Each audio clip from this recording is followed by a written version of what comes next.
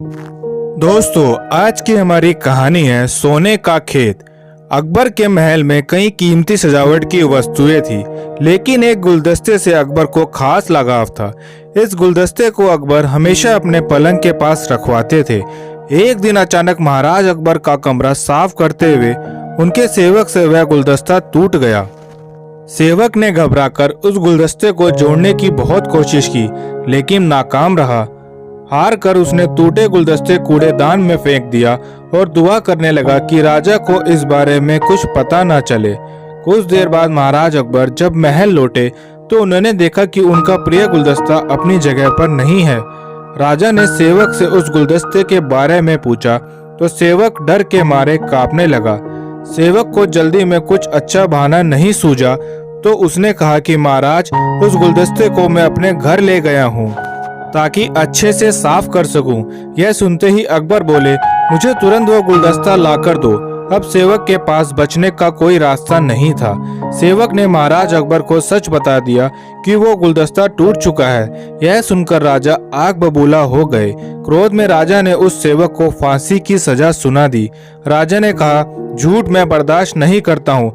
जब गुलदस्ता टूट ही गया था तो झूठ बोलने की क्या जरूरत थी। अगले दिन इस घटना के बारे में जब सभा में जिक्र हुआ तो बीरबल ने इस बात का विरोध किया। बीरबल बोले कि झूठ हर व्यक्ति कभी न कभी बोलता ही है। किसी के झूठ बोलने से अगर कुछ बुरा या गलत नहीं होता तो झूठ बोलना गलत नहीं है। बीरबल के मुंह से ऐसे शब्द सुनकर अकबर उसी समय बीरबल पर भड़क गए। उन्होंने सभा के लोगों से पूछा कि कोई ऐसा है जिसने झूठ बोला हो। सबने राजा को कहा कि नहीं, वो झूठ नहीं बोलते। यह बात सुनते ही राजा ने बीरबल को राज्य से निकाल दिया। राज दरबार से निकलने के बाद बीरबल ने ठान ली कि वो इस बात को साबित करके रहेंगे कि हर व्यक्ति अपने जीवन में कभी न कभी झूठ बोलता है। बीरबल के दिमाग में एक तरकीब आई, जिसके बाद बीरबल सीधे सुनार के पास गए। उन्होंने जोहरी से सोने की गेहूं जैसी दिखने वाली बाली बनवाई और उसे लेकर महाराज अकबर के दरबार में पहुंच गए। अकबर ने जैसे ही बीरबल को सभा में देखा तो पूछा कि अब तुम यहाँ क्यों आए हो।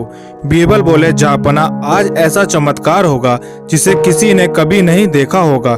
बस आपको मेरी पूरी बात सुननी होगी। राजा अकबर और सभी सभापति की जिज्ञासा बढ़ गई और राजा ने बीरबल को अपनी बात कहने की अनुमति दे दी। बीरबल बोले, आज मुझे रास्ते में एक सिद्ध पुरुष के दर्शन हुए। उन्होंने मुझे यह सोने की बनी हुई गेहूं की बाली दी और कहा कि इसे जिस भी खेत में लगाओगे वहां सोने की फसल उगेगी। अब इसे लगाने के लिए मुझे आपके राज्य में थोड़ी सी जमीन चाहिए।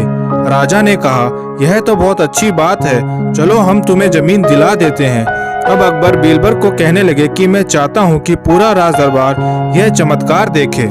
बीरबल की बात मानते हुए पूरा राज दरबार खेत की ओर चल पड़ा। खेत में पहुंचकर बीरबल ने कहा कि इस सोने से बनी गेहूं की बाली से फसल तभी उगेगी जब इसे कोई ऐसा व्यक्ति लगाए जिसने जीवन में कभी झूठ ना बोला हो। बीरबल की यह बात सुनकर सभी राज दरबारी खामोश हो गए और कोई भी गेहूं की बाली लगाने के लिए तैयार नहीं हुआ।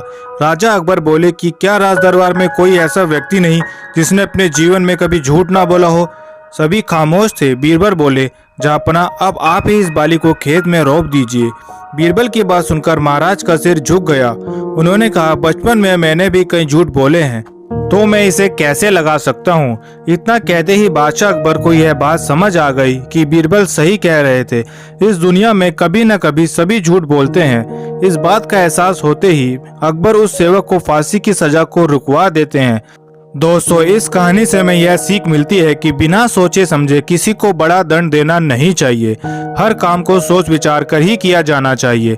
साथ ही एक छोटे से झूठ की वजह से किसी व्यक्ति का आंकलन भी नहीं किया जाना चाहिए, क्योंकि कुछ परिस्थितियां ऐसी होती हैं कि लोग झूठ बोल देते हैं। दोस्तों, अगर आपको हमारी ये कहानी पसंद आई तो वीडियो को लाइक करें और चैनल को सब्सक्राइब करें।